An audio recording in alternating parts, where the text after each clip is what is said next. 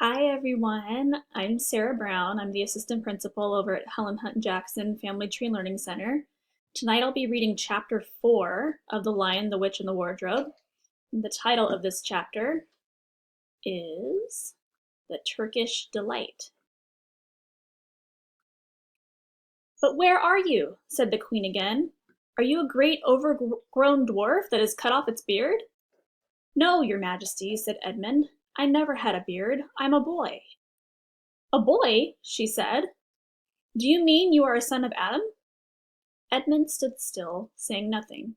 He was too confused by this time to understand what the question meant. "I see you are an idiot, whatever else you may be," said the queen. "Answer me once and for all, or I shall lose my patience. Are you human?" "Yes, your majesty," said Edmund. "And how, pray, did you come to enter my dominions?" "Please, your majesty, I came in through a wardrobe." "A wardrobe? What do you mean?" I opened a door and just found myself here, your majesty," said Edmund. "Ha!" said the queen, speaking more to herself than to him. "A door? A door from the world of men? I have heard of such things. This may wreck all. But he is only one, and he is easily dealt with." As she spoke these words, she rose from her seat and looked Edmund full in the face, her eyes flaming. At the same moment she raised her wand. Edmund felt sure that she was going to do something dreadful, but he seemed unable to move. Then, just as he gave himself up for lost, she appeared to change her mind. "My poor child," she said in quite a different voice, "how cold you look. Come and sit with me here on the sledge, and I will put my mantle around you, and we will talk." Edmund did not like this arrangement at all, but he dared not disobey. He stepped onto the sledge and sat at her feet, and she put a fold of her fur mantle around him and tucked it in well. "Perhaps something hot to drink," said the queen. "Should you like that?" "Yes, please, your majesty," said Edmund, whose teeth were chattering. The queen took from somewhere among her wrappings a very small bottle, which looked as if it were made of copper. Then, holding out her arm, she let one drop fall from it onto the snow beside the sledge. Edmund saw the drop for a second in mid-air, shining like a diamond. But the moment it touched the snow, there was a hissing sound, and there stood a jeweled cup full of something that steamed. The dwarf immediately took this and handed it to Edmund with a bow and a smile, not a very nice smile. Edmund felt much better as he began to sip the hot drink. It was something he had never tasted before, very sweet and foamy and creamy, and it warmed him right down to his toes. "It is dull, son of Adam, to drink without eating," said the queen presently. "What would you like best to eat?" "Turkish delight, please, your majesty," said Edmund. The queen let another drop fall from her bottle onto the snow, and instantly there appeared a round box, tied with green silk ribbon, which, when opened, turned out to contain several pounds of the best Turkish delight. Each piece was sweet and light to the very center, and Edmund had never tasted anything more delicious. He was quite warm now and very comfortable. While he was eating, the queen kept asking him questions. At first, Edmund tried to remember that it is rude to speak with one's mouth full, but soon he forgot about this and thought only of trying to shovel down as much Turkish delight as he could, and the more he ate, the more he wanted to eat, and he never asked himself why the queen should be so inquisitive. She got him to tell her that he had one brother and two sisters, and that one of his sisters had already been in Narnia and had met a faun there, and that no one except himself and his brother and his sisters knew anything about Narnia. She seemed especially interested in the fact that there were 4 of them and kept on coming back to it. "You are sure there are just 4 of you?" she asked. "2 sons of Adam and 2 daughters of Eve, neither more nor less?" And Edmund, with his mouth full of Turkish delight, kept on saying, "Yes, I told you that before," and forgetting to call her "your majesty," but she didn't seem to mind now. At last, the Turkish delight was all finished, looking very hard at the empty box and wishing that she would ask him whether he would like some more. Probably the queen knew quite well what he was thinking, for she knew, though Edmund did not, that this was enchanted Turkish delight, and that anyone who had tasted it would want more and more of it, and would even, if they were allowed, go on eating it till they killed themselves. but she did not offer him any more. Instead, she said to him, "Son of Adam, I should so much like to see your brother and your two sisters. Would you bring them to see me?" "I'll try," said Edmund, still looking at the empty box. "Because if you did come again, bringing them with you, of course, I'd be able to give you some more Turkish delight. I can't do it now. The magic will only work once. In my own house, it would be another matter." "Why can't we go to your house now?" said Edmund. When he had first got onto the sledge, he had been afraid that she might drive away with him to some unknown place from which he could not be able to get back, but he had forgotten about that fear now. "It is a lovely place, my house," said the Queen. "I am sure you would like it.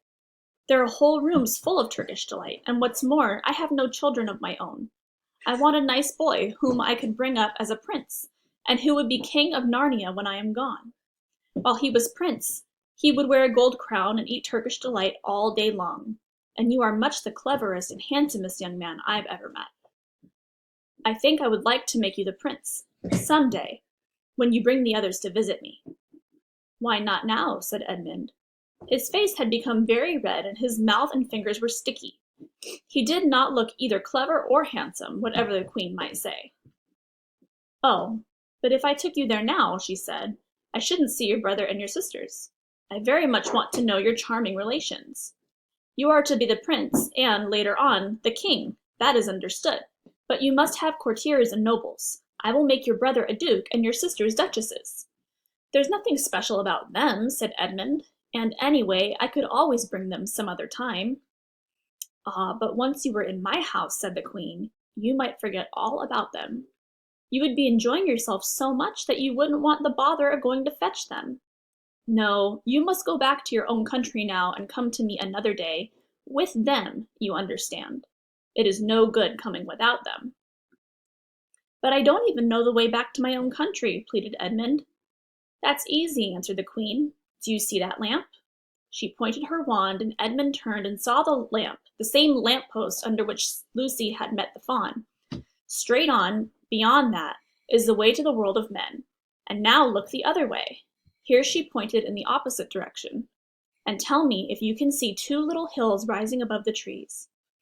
"I think I can," said Edmund.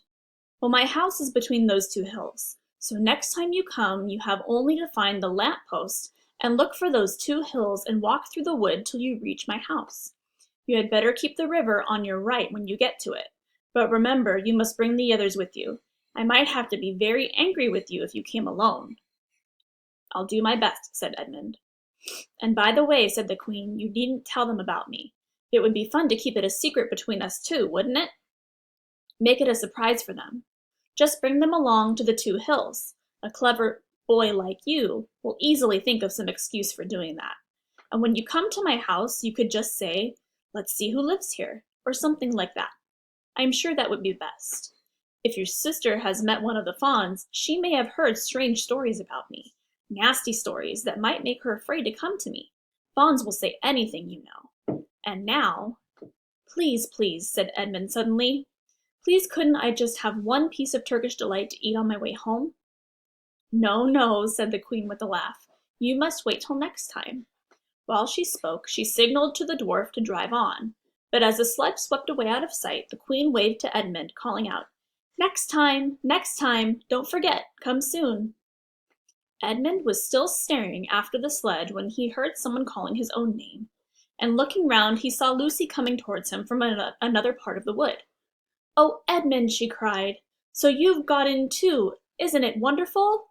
And now—" "All right," said Edmund. "I see you were right, and it is a magic wardrobe after all. I'll say I'm sorry if you like, but where on earth have you been all this time? I've been looking for you everywhere." "If I'd known you had got in, I'd have waited for you," said Lucy, who was too happy and excited to notice how snappishly Edmund spoke or how flushed and strange his face was. "I've been having lunch with dear Mr. Tumnus, the fawn, and he's very well, and the White Witch has done nothing to him for letting me go, so he thinks she can't have found out, and perhaps everything is going to be right after all." "The White Witch," said Edmund. "Who's she?" "She is a perfectly terrible person," said Lucy. "She calls herself the Queen of Narnia, though she has no right to be queen at all. And all the fauns and dryads and naiads and dwarves and animals, at least all the good ones, simply hate her. And she can turn people into stone and do all kinds of horrible things. And she has made a magic so that it is always winter in Narnia. Always winter, but it never gets to Christmas. And she drives on about a sledge, drawn by a reindeer, with her wand in her hand and a crown on her head. Edmund was already feeling uncomfortable from having eaten too many sweets, and when he heard that the lady he had made friends with was such a dangerous witch, he felt even more uncomfortable. But he still wanted to taste that Turkish delight again more than he wanted anything else. "Who told you all that stuff about the White Witch?" he asked. "Mr. Tumnus the fawn," said Lucy. "You can't always believe what fawns say," said Edmund, trying to sound as if he knew far more about them than Lucy. "Who said so?" asked Lucy. "Everyone knows it," said Edmund. "Ask anybody you like. But it's pretty poor sport standing here in the snow. Let's go home." "Yes, let's," said Lucy. "Oh, Edmund, I am glad you've got it too. The others will have to believe in Narnia now that both of us have been there. What fun it will be!" But Edmund secretly thought that it would not be as good fun for him as for her. He would have to admit that Lucy had been right before all the others, and he felt sure the others would all be on the side of the fawns and the animals. But he was already more than half on the side of the witch. He did not know what he would say, or how he would keep his secret once they were all talking about Narnia. By this time they had walked a good way. Then suddenly they felt coats around them instead of branches, and next moment they were both standing outside the wardrobe in the empty room. "I say," said Lucy, "do you look awful, Edmund? Don't you feel well?" "I'm all right," said Edmund, but this was not true. He was feeling very sick. "Come on then," said Lucy. "Let's find the others. What a lot we shall have to tell them, and what wonderful adventures we shall have now that we're all in it together." That's it for chapter 4. Tomorrow, someone else is going to be reading chapter 5, so stay tuned for that one.